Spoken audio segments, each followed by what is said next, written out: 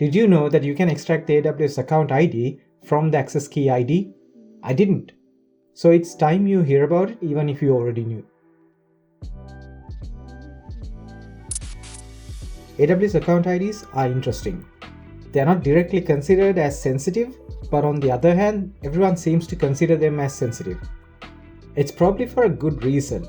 You shouldn't give out anything that is not needed to get your work done, even if those data are not sensitive in particular. Your name isn't sensitive data, but you don't usually work around with your name on your t-shirt either. AWS has been clear on this, in my opinion, in both actions and documentation. You can see them blocking the account ID in their demos, and also in the documentation, it says to use and share them carefully. And the thing is, account IDs will get public at one point anyways. You have to provide it to the third-party services that assume roles inside your organization. And if you publish S3 pre-signed URLs, the URL contains the encoded version of your account ID as well. And with these latest findings among the community, we see that the account ID is already encoded in the AWS Access Key ID as well, in both permanent and temporary credentials. So if you have been blocking out the account ID in the screenshots, but kept the temporary credentials out because you thought they were temporary, like I did, then there you go. All of that for nothing. Before I go into details, this work was done by several researchers, Scott Piper, Aidan Steele, and Tal Bieri. I'm just a random dude making a video out of their work, so full credit goes out to them. So let's first take a sample access key ID. A key ID is a string of 20 characters of length. We can break this down to two major parts. The first 4 characters are a well-known mapping to the type of identifiers. So there could be different types of identifiers for different type of resources you usually find in AWS. And this graph shows the different types of resources and the 4-letter mapping they have that could be in the resource IDs. The next 16 characters are where the researchers were able to find these interesting details. The string is base 32 encoded. Just a brief description about base 32 since I also went down this rabbit hole. Now this is an encoding method that uses 32 characters to represent binary data. The character set is case insensitive. That means there's no difference between uppercase and lowercase characters. And the character set consists of letters from A to Z and numbers from 2 to 7. So 0 and 1 are skipped in this character set because they look similar to the letters O and I. This is because base 32 encoded strings are meant to be easy to transcribe by hand. So by looking at a base 32 encoded string, you wouldn't misidentify something that should be O as 0. In brief, what happens during base 32 encoding is this. The input data in binary is split into blocks of 5 bytes. So each byte is a 8-bit group. So each block of 40 bits of this group is then divided into groups of 5 bits. So that's 8 groups of 5 bits. If the last group is not complete, as in it doesn't have enough bytes to complete a 40-bit group, then it is padded with 0 bytes, consisting of all 0 bits. Then each 5-bit group is mapped to the character set. Now, if padding was added during the previous step, these padded bytes are replaced with equal signs instead of the letter A. So these equal signs should be familiar if you have worked with base 32 encoding or even base 64 encoding before, because they represent these padded bytes. So Scott Piper looked into different types of data you receive when you talk to the AWS API and try to use the credentials you use. So he analyzed the structure of access keys, the secret keys, and the session tokens and all the rest that you get when you typically get credentials from an AWS API. And then Aidan Steele figured out that out of these last 16 characters of the AWS key, the first 8 characters should contain the account ID. He noticed that the first 8 characters after the AKIA or the ASIA part of the key ID were almost the same value for keys generated in the same account.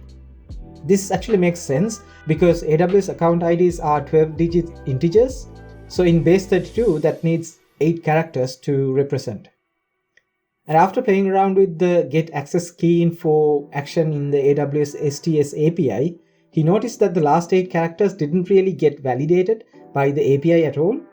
He was able to pass key IDs constructed with different values for the last 8 characters, keeping the characters between index 4 and 12, the first 8 characters of the 16 character set, the same, and get the same account ID as a response. Now this is huge because it means the get access key info API doesn't really do a database lookup for these access key IDs. Instead, it calculates the account ID from the information passed to the API.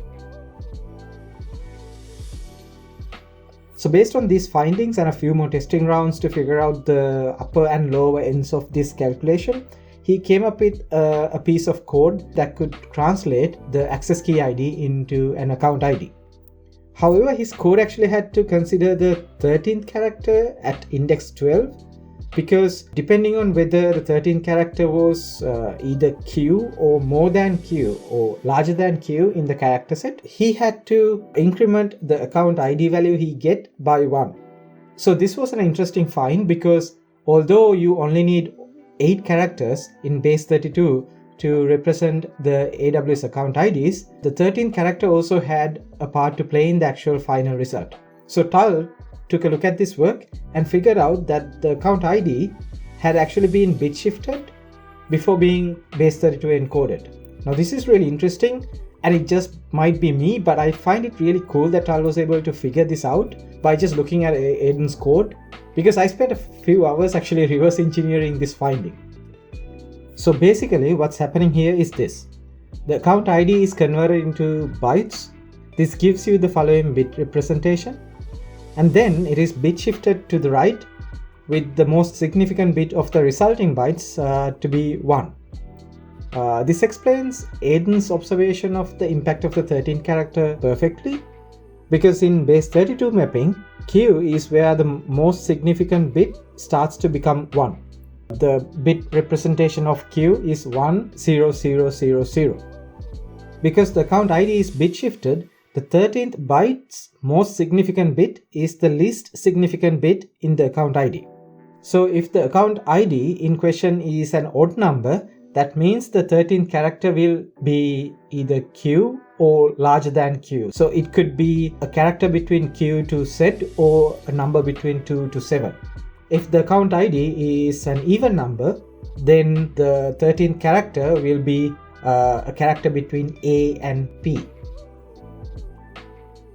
So that was a representation of what Tal wrote down in his blog a few months ago.